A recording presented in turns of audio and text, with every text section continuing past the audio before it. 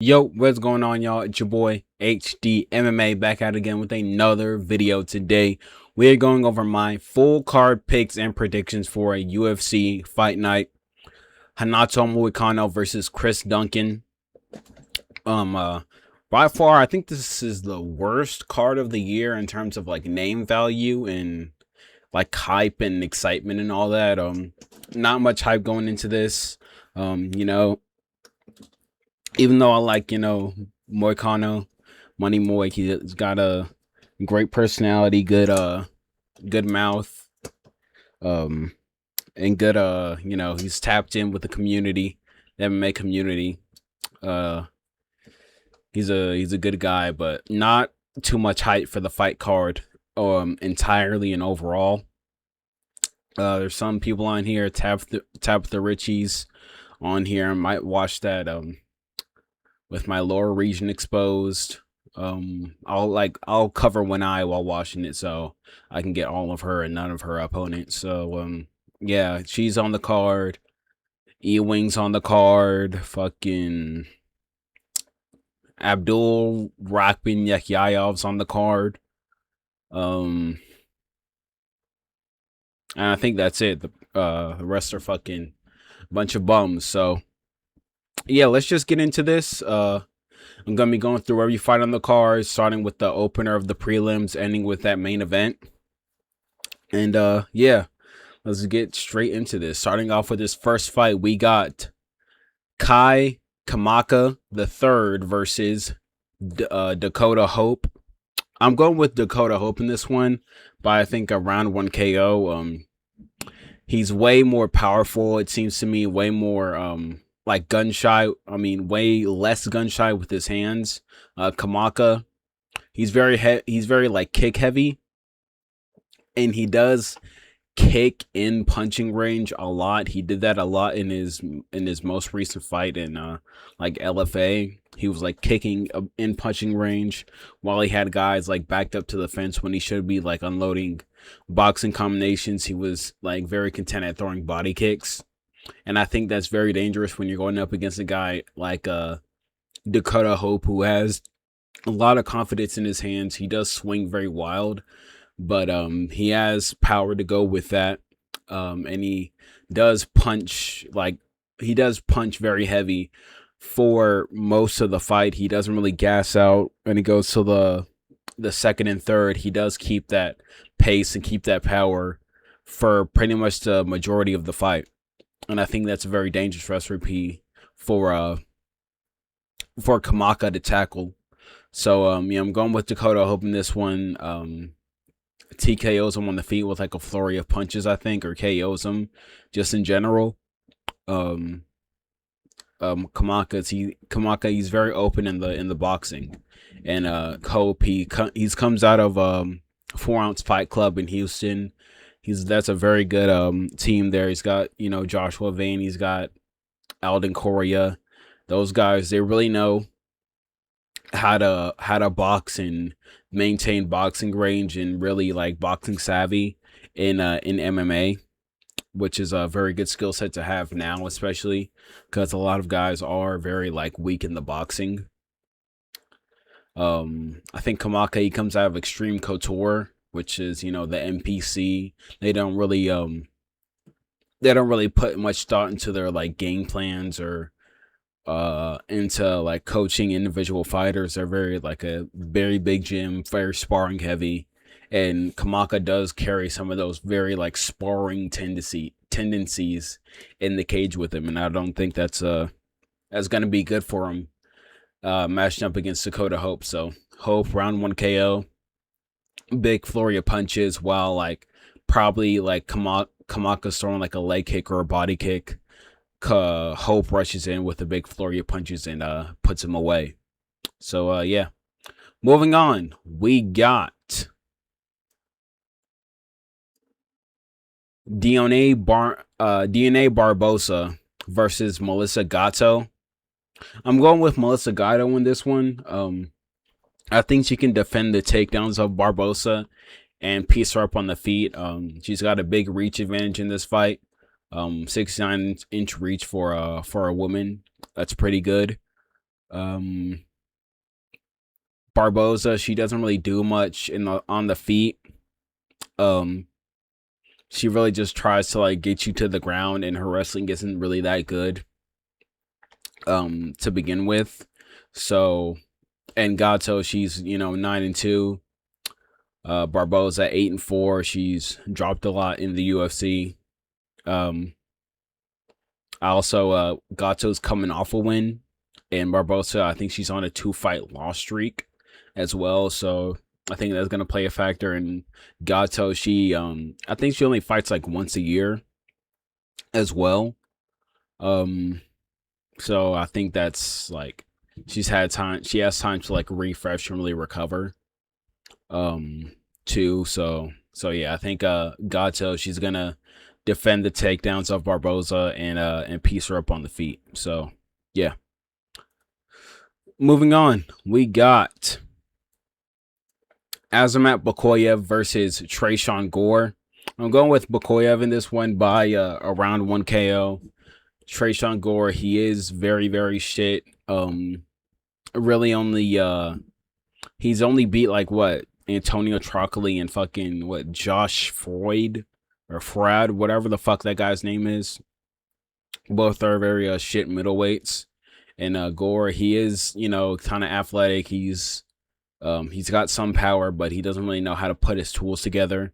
And Bakoyev, he's very proven, or he's very I wouldn't say proven, but he has very like dominant wins. He's looked more dominant in his wins against his opponents than like Tresean Gore has against his in his wins. So and I think he's got way more of a more well-rounded skill set with the striking. I think Gore, he does break to pressure, and Bokoyev, he is very good at like pressuring guys, getting their back up against the fence, and like dirty boxing and clinching with them, and using that to get his wins.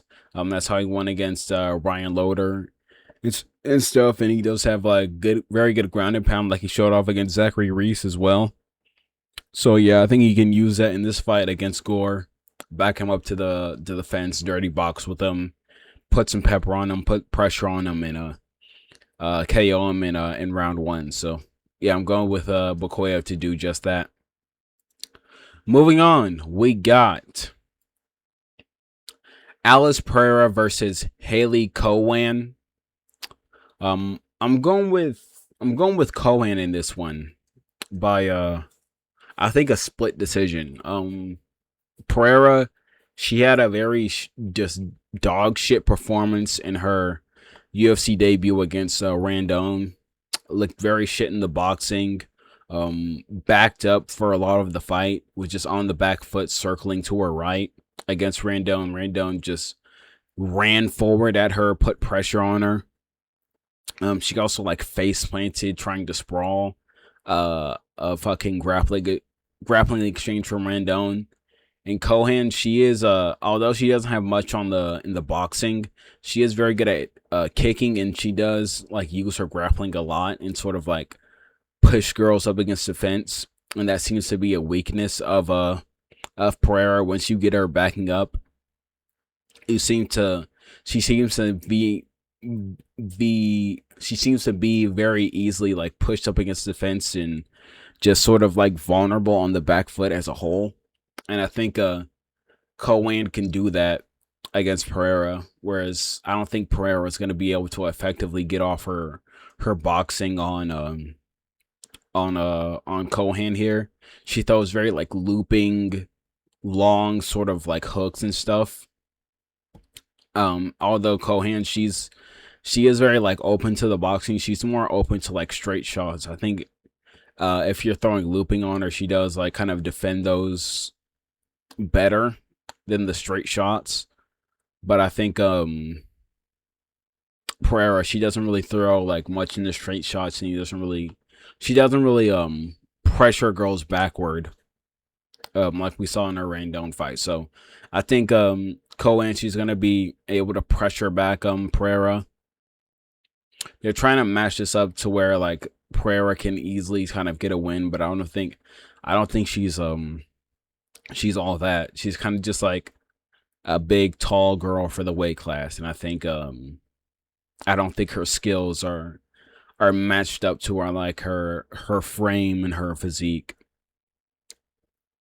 And she's also trying to put. They're also trying to push the fact that she's like young and stuff as well. So yeah, I got a Coan here to sort of just grapple her to like a decision. I see like Pereira kind of like getting off in the first round with some combinations, and as the fight goes on, Cohan like sort of um gets her, sort of grapples her, gets her up, pushes her up against the fence, lands some kicks here and there as the fight goes on, and just like kind of putting the pace on her and putting the pressure on her. So yeah, I'm going with Cohan, maybe like a split decision, I would say.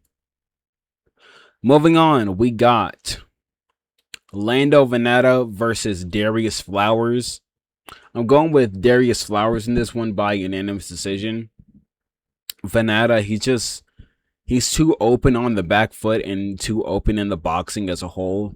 Flowers, he has very good boxing.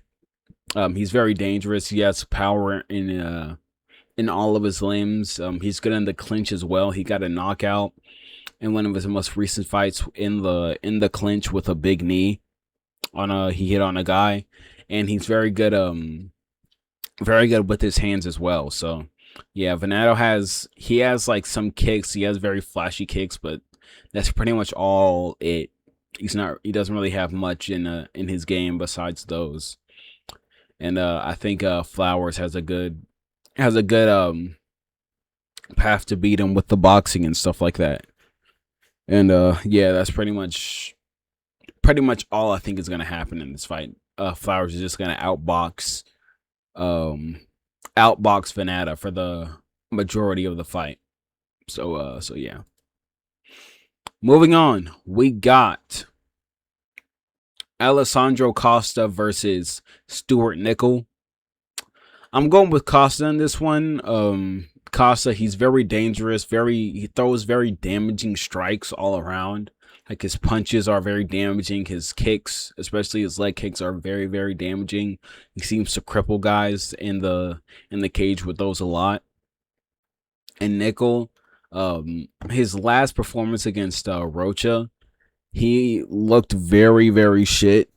He gassed out after like shooting one takedown on Rocha. And pretty much just retreated for pretty much the entire fight after that. And yeah, I think Kosa can defend that singular takedown from Nickel and put big damage on him, put big pace on him, and like just hurt him for most of the fight until like I would say like a round 2 TKO from Costa after he's battered the leg of Nickel and like battered him in the boxing and in the clinch and stuff like that. So yeah, I'm going with Costa in this one by a round 2 TKO after he's crippled Nickel and stifled his movement with like big damaging leg kicks. So yeah. Moving on to I think this is the headliner of the prelims. We got Guilherme Pat versus Thomas Peterson. I'm going with Guilherme Pat in this one by a round 2 TKO. Pat, he's very fast on the feet. He's a light heavyweight. Not a light heavyweight, but a very light, what I want to say. He's light for heavyweight. He's very light for heavyweight. Doesn't really like pack on that much weight. He's not, a blob, as you can see. Very slick with the striking. He looked very good in his UFC debut against Alan Fry, who had a bit of motion behind him, tore him up in the striking with the clinch. Looked very good with his shots in close in the pocket. He was landing very good like hooks, while like Fry was trying to pressure him in the clinch. He was breaking off the clinch and landing very fast hooks on the chin of Fry. Um, good. He has like that karate stance as well. Good like leg kicks, good body attacks as well. Pat has. And he's way taller and longer than fucking Peterson over here as well. And Peterson, he's coming off that brutal KO loss to Vitor Petrino, I believe, where he just got uppercutted flatline in the third round and just scorpioned on the fucking ground. And other than that, he's pretty much just like a fat blob. I think he lost to Shamil Gaziev as well. Yeah, I think it's a pretty clear victory for Guillaume Pat. Just put the striking on him, piece him up on the feet, and land a big punch on him somewhere in like I think round 2. Pat, he does kind of take a bit of time to like find the shots, but when he does, it's very devastating. And yeah, I think he's gonna be able to put it on Peterson when it goes to those later rounds and TKO him pretty fucking pretty easily. So yeah. Moving on to the first fight on the main card, and it is Jose Delino versus Robert Roshala. I'm going with Delino in this one by unanimous decision. I think overall he has like more pop in his hands, and I think he can defend the grappling of Roshala. Roshala, he is like kind of very like volume heavy, but he is kind of like vulnerable to getting like pushed back up against the fence. I don't know if it's just like a thing in this last fight with like William Gomez, and he's just kind of like susceptible to it to like taller and longer opponents. But he was like getting like pushed back against the fence pretty easily against Gomez. And I think Delano is he has way more pop in his hands than Gomez. And I don't think it's like kind of like anything like Roshala does on the feet. It's like it doesn't really have effect on guys. When he like throws punches or he throws kicks, it doesn't really like land with power or have like much like pop on them. I think Delano, he has more pop in all of his shots, and he has good pressure as well in the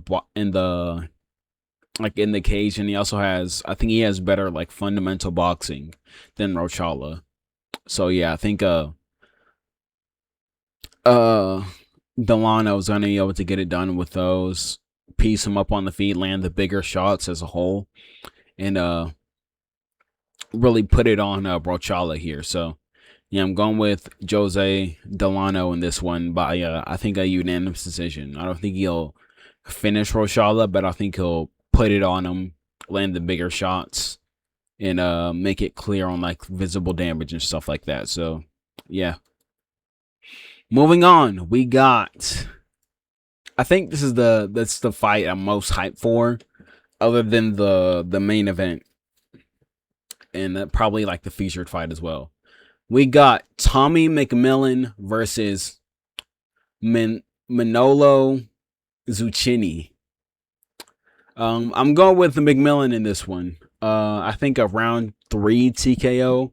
Zucchini, he's very play on words. He's very chinny to the body. That's how he lost his UFC debut to Morgan Charrier. He got hit with a body kick and then just folded over pretty much. And McMillan, he is very tough, has great cardio, and he has, a great team behind him. He trains with Tim Welch and Sugar Sean. Dude, imagine not fucking picking McMillan, my boy McMillan, to win this fucking fight. Imagine you don't do that, man. Me and McMillan was just hanging out with fucking Schmidt and Timbo and War. Yeah, I'm going with McMillan to be able to like game plan, or his team be able to like game plan with him and see like the weaknesses and see that weakness in Zucchini, to be able to like exploit that in this fight. I think they're gonna tell him to like go to the body on him, land kicks. He also has good wrestling as well, very good takedown defense. Zucchini has, not I mean McMillan has, and I don't think Zucchini is gonna be able to take it to the ground even if he wants to. So yeah, I'm going with McMillan to put the pressure on him, take the shots that Zucchini's gonna be able to throw at him, um, put it on him with the pressure, with the pace, break him in that way, and just like hit it like a throw like a big body shot on him, or like a body kick, and fold him over in the later rounds when like Zucchini is like breaking to the pressure and breaking to the pace of McMillan. So yeah, I'm going with McMillan in this one. Round 3 TKO from like a body shot, left hook to the body, or a body kick on fucking on Zucchini over here. So yeah. Moving on, we got Ethan Ewing versus Rafael Estevam. I'm going with Estevam in this one by unanimous decision. Estevan, he has very good grappling. He's undefeated. Very good wrestling and control. When he gets a hold of guys, he's able to control them very well. Is very aware of all the grappling positions. He does hit guys. He hits guys with like the Dagestani fucking leg hoist, where he like wraps his legs around their legs and holds them there against the cage. He does that very well on guys. Yeah, just I think he's gonna be able to take down Ewing and control him on the ground like that. I don't think he's gonna let Ewing get like wild on him and pressure him backwards. I think he's very intelligent with that. I think he's gonna be able to shoot under sort of the pressure of Ewing, get him down, and control him. So yeah. Moving on, we got Abdul Rahman Yakia. We got Abdul Rahman Yakyayev versus Branson Ribeiro. I'm going with Yakyayev in this one. Ribeiro, he's very easily finishable, very vulnerable on the back foot, very chinny. Although he has like a reach and height advantage, I think Yakyayev is going to be able to find the chin of Ribeiro very easily in like round 1 or something like that. Put it on him with power, get him down, and also I think he's going to be able to out grapple Ribeiro as well. Ribeiro, he does like kind of just quit on the ground when guys like get on top of him. He doesn't really scramble, doesn't really put up much of a fight on the ground. Once guys like have an advantage over him, he doesn't really put up a fight. He kind of just lets guys finish him, and I think Yakyayev is good enough to do that against Ribeiro. With a lot of these prospects, they're trying to like find the worst guys in the division to kind of just like build them up and pad their records. So build like hype against them and make them seem like this destroyer of worlds. I think he's gonna be able to destroy Ribeiro. We'll see what they do with him once he wins this fight. We'll see if they like throw him up against the rankings, because there's not really a lot of cans at light heavyweight to throw these guys much. It's not like fucking it's not like middleweight, you know. Once this guy like starts I mean, like, once there's no more cans for this guy to I think there's not many cans at light heavyweight to match this guy up against. And I think once they're done with that, they're gonna have to give this guy to like a guy in like the top 15 or just outside of the top 15. So yeah. What did I say? Who's gonna win? Yeah, I think round 1 KO. Yakyayev. Moving on to the co-main event, we got Verna Jandiroba versus Tabitha Ricci. I'm gonna soft launch a theory I have after I explain my prediction. First off, I'm going with Tabitha Ricci in this one by unanimous decision. I think she's gonna be able to out hustle and outwork Jandaroba. You know, Jandaroba, she came in her last fight with the double knee braces. I didn't even when I saw that, I didn't even like realize that fucking that she had those. And we all know double knee braces and double knee braces are like the worst base in MMA. When you have those on, it's pretty much guaranteed that you're gonna fucking lose. So yeah. And I don't know if you guys have noticed this. This is my theory that I'm gonna launch here. I don't know if you guys noticed this, but I think in women's MMA, I think there's gonna be like a renaissance of being attractive in WMMA. I think girls that are like attractive or at least like easy to look at on the eyes, I think that's starting to be the new best base for women's MMA. You know, we've seen it with Mackenzie Dern. She fought Janaroba. Bar, you know, Macy Barber, who is like, I mean, Alexa Grasso's cute. She's easy on the eyes, but you know, Macy Barber does have better assets than her. But you know, Grasso, she's good on the eyes. You know, we see it with and you know, bantamweight with, you know, fucking Bia Mosquita and shit like that. I think slowly but surely being attractive rather than being, you know, like a butch masculine girl in women's MMA. I think that's starting to fare better than the other side, which is, you know, being butch, being masculine. I think that's on the way out in WMMA. I think the new meta is to be at least attractive, at least, you know, easy to look at. So yeah, I think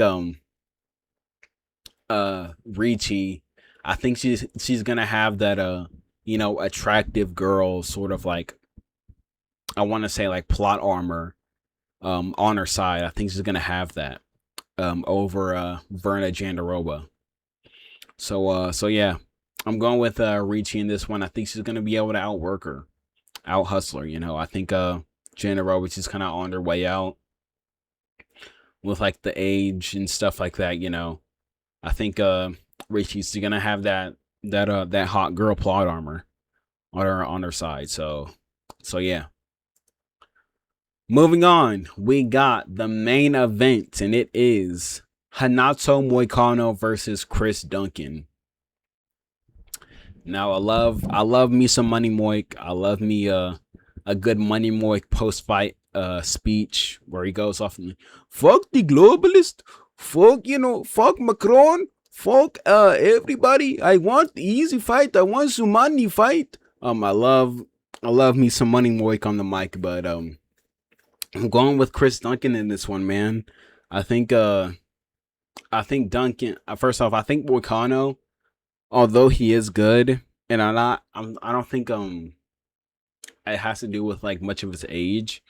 But he is like kind of he does kind of have low fight IQ in the cage, man. I think he's like a smart guy outside, but in the cage, I think he makes a lot of bad decisions. I think he feels himself on the feet a bit too much against guys that have like power, against like opponents that have power on him.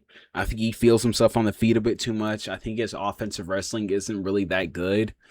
He doesn't really have like a reliable way to get guys on the ground. He sort of like goes on the ground when he has like guys like hurt or, you know, or guys like kind of just like quit in there on him. He doesn't really have like a good way to get a guy on the ground when it's like dry and in like the first round, that kind of thing. And on the feet, he is a bit like, he is very stationary, and he does like, he sort of like waits in front of guys to like pick his shots. He doesn't really throw much like volume or anything like that. He doesn't really like throw feints or make reads on the feet.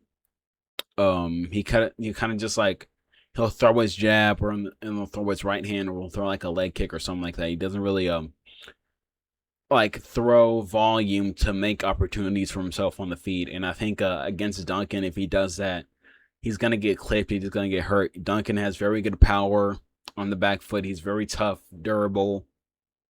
Duncan is very slow, and in the grappling, if Moik gets it down to the ground without like hurting or rocking Duncan, I think he can out grapple Duncan. You know, Duncan got fucking out grappled and subbed by Manuel Torres in the first round. So I don't think Moicano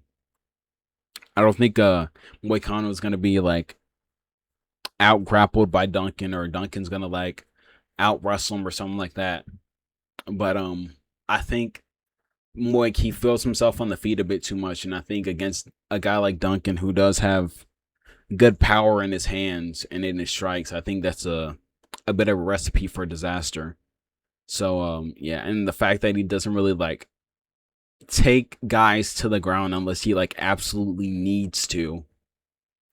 I know he like y'all are screaming at me. He took Benoit to the ground, but I think that's more of a anomaly rather than it being the norm. I think whenever Moik does go to the ground, it is because he dropped a guy, and it's not because he like initiated the takedown or initiated like the clinch exchange. It's because he had a guy like hurt and stuff like that. So yeah, and also Moik, he doesn't really pour it on when he has guys hurt. Like when he drops guys on the feet, he doesn't really like pour it on and like fucking try to get guys out of there with like a TKO. He'll like drop a guy and sort of like he'll wait too long to pick his shots, and that'll sort of give guys time to recover in front of him. And Duncan, he's also tough. He has a pretty good chin as well. So I don't think that's not a good thing to have in this fight as well. So I got Duncan. I can just see like Moik trying to like get there. He'll pressure Duncan because Duncan is like kind of pressurable in the first round. He'll like pressure Duncan and try to look for a shot against him, and Duncan just like rips a fucking left hook or rips an elbow while Moik's in front of him, like just standing there stationary, and I see it just clipping. Goddamn, I see it clipping Moicano and hurting him badly, or at least like dropping him, and Duncan just like getting on top of him and swarming him. So yeah, I'm going with Duncan in this one. I think it'll happen in round 2. Because Moicano does kind of slow down his output in when it gets to like round 2, in round 3 as well. So yeah, those are my picks for this fight card. I got Duncan round 2 KO, Tabitha Ricci unanimous decision, Yakyayev round 1 KO, Rafael Estevam unanimous decision, McMillan round 3 TKO, Jose Delano unanimous decision, Guilherme Pat round 2 TKO, Costa round 2 TKO, Flowers unanimous decision, Kowan split decision, Bakoyev round 1 KO, Gato unanimous decision, and Dakota Hope by round 1 KO. So yeah, those are my picks for this fight card. Hope you guys like the video. I think this is my shortest prediction video yet. So hope you guys like the video. Hope you guys enjoy the fights. Maybe I don't think I'll do a fight companion for this one. Because I don't see this fight card producing much like moments and stuff like that. So maybe I will, maybe I won't. You guys will see tomorrow. But yeah, hope you guys enjoy the fights. Be sure to like, comment, sub, all of that that YouTube begging shit to help me out. So yeah. And I'll see you guys later. Peace.